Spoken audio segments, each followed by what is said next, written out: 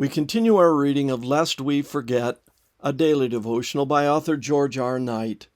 Today's reading, September 11, Failure at Minneapolis on the Authority Issue.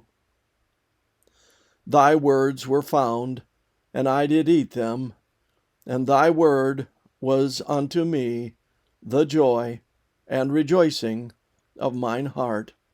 Jeremiah 15:16. It's good to eat the words of God, but sometimes we would rather partake of those of other people. That thought brings us back to the issue of authority at Minneapolis. While the aftermath of the conference had its successes, it also had its failures.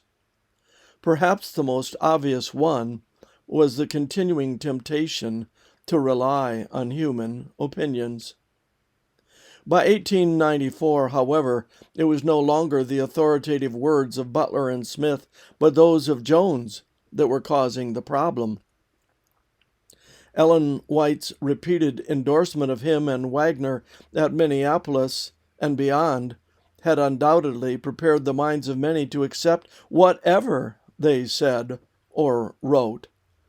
Because of their uplifting of Christ and the power of the forces in Adventism lined up against them, she had to shout loud her endorsement of them to get them a hearing.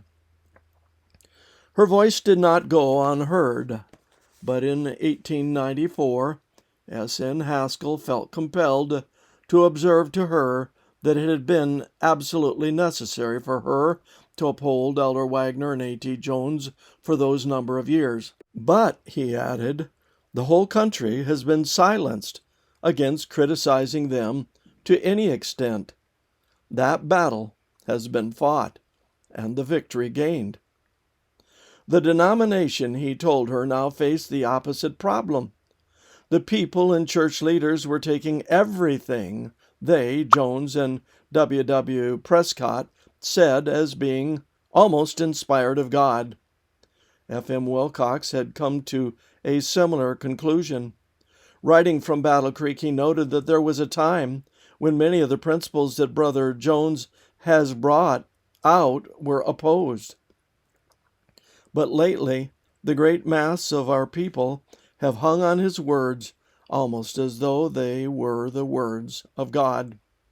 Thus, by 1894, Adventists had created a new crisis of authority.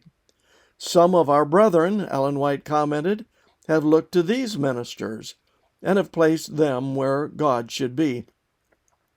They have received every word from their lips without carefully seeking the counsel of God for themselves. Letter 27, 1894. Will we ever learn?